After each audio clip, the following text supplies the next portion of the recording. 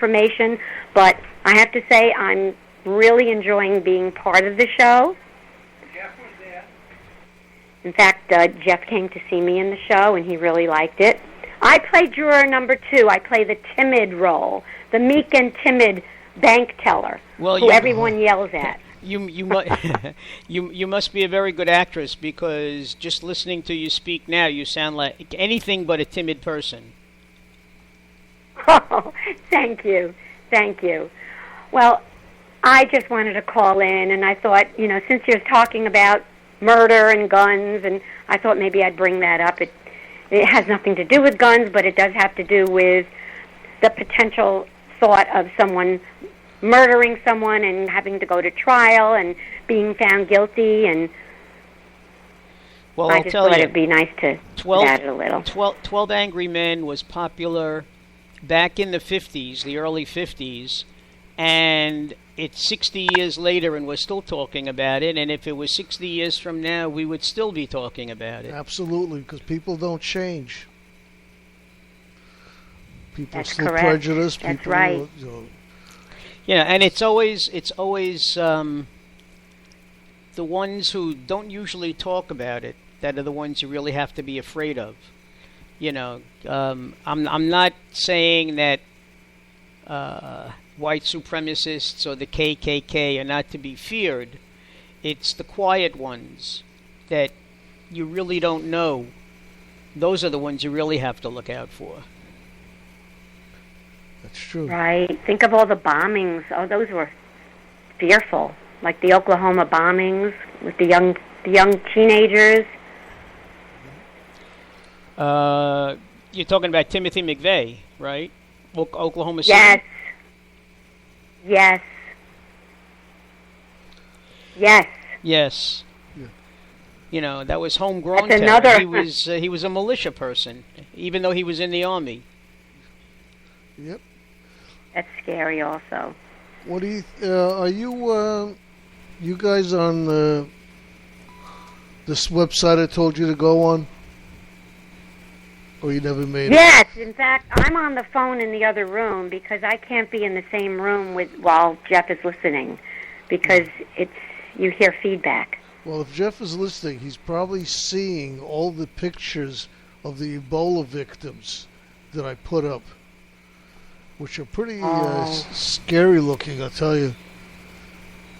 Yes, Felix gets very excited about torture pictures and gruesome pictures. No, not at all. I think it's disgusting, but people have to know what's going on, what this disease does to you. Hey, listen, they in West Africa, they have them dying in the street and they leave them there. That was very reminiscent, if you recall, of Louisiana during Katrina. People were dying in the street and nobody was moving the bodies.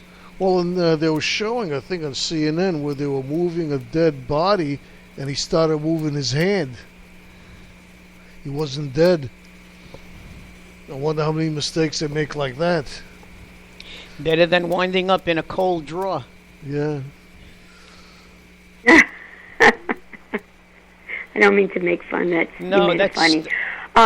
It's sad. It's so sad about with the Ebola. It's scary and it's sad at the same time. And we have our But first. I think we really have to tip our hats to the people who are brave enough to help and be actually there and help the victims.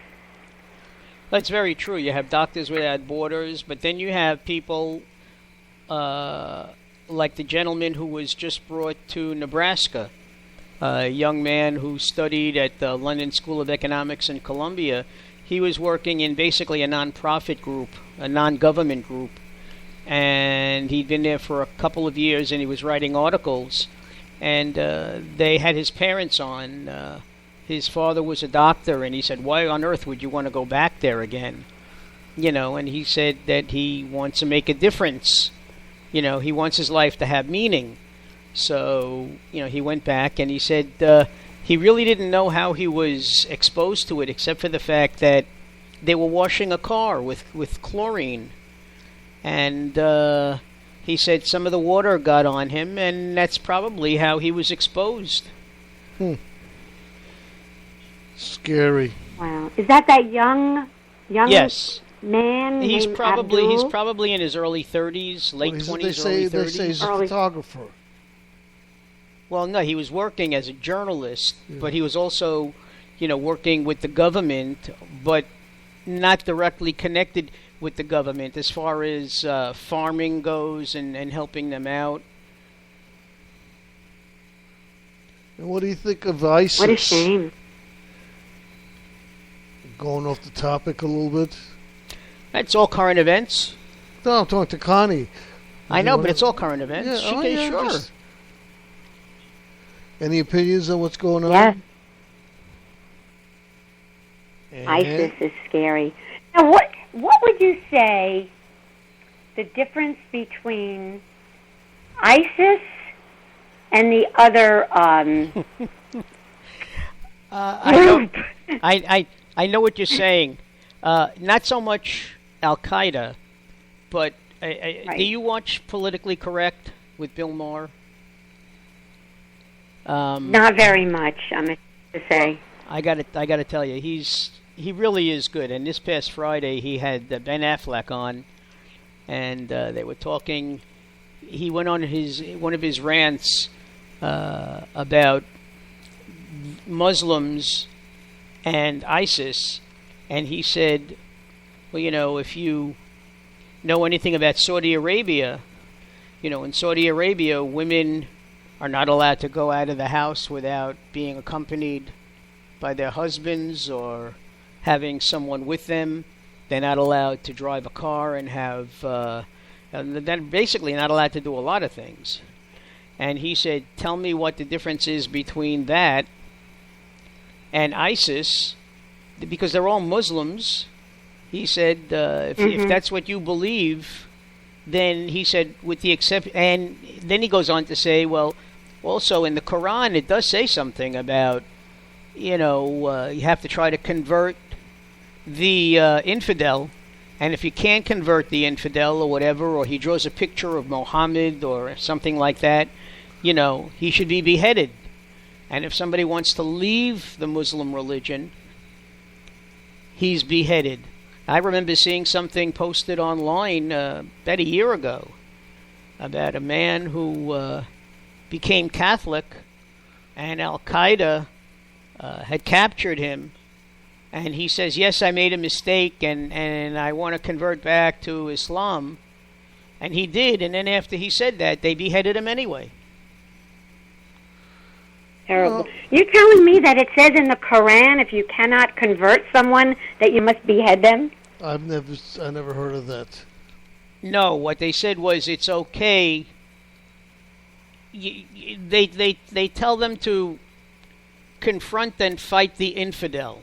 All right. Now, he had a whole big thing with Ben Affleck, who said, are you telling me that 1 billion Muslims who are not part of Al Qaeda and whatever, that they're in a way no different? And what Bill Maher said was that, unless they stand up to them and say that this is not right, then they're quietly acquiescing to what these people are doing.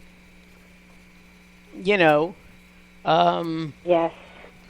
But they are protesting. Terrible. The Arab countries are, Well, the thing is, though, that ISIS and Al Qaeda, these people are crazy. People are afraid to open their mouths because they know that they're going to be the next victim. Well, Turkey voted to join in the forces. Emirates, Egypt voted for to even though they're not helping. Just about every Arab country.